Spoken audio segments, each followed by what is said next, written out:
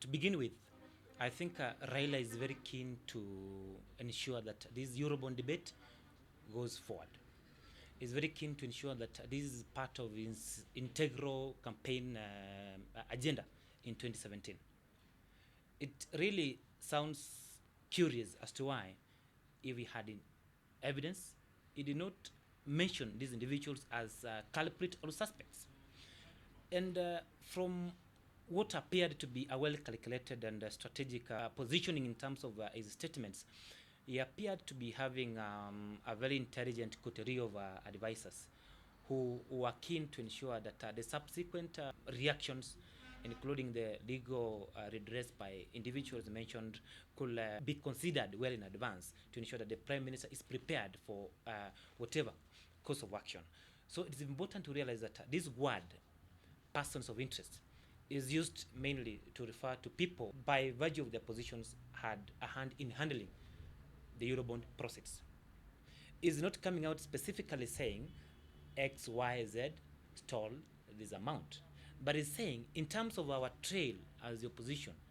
and remember, involved experts in tracing this Eurobond cash, this is where the trail stops.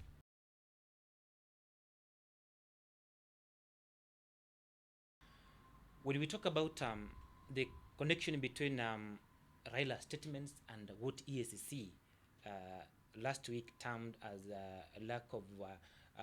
criminal culpability in terms of government officials who handle the cash, I think these are two trains running on parallel rails. Raila's appears to be more political because him is after gaining political capital out of this thing by either successfully pinpointing where the loss of money appeared to be, or at the end of the day fixing the Jubilee administration. EACC was particularly narrowing it down to look at if there were irregularities in terms of how the money was handled, and if there was brazen stealing of these public funds. But EACC did clearly state that there was no shred of evidence. But what Raila is saying is that yes, you did not find evidence, but was your investigation genuine?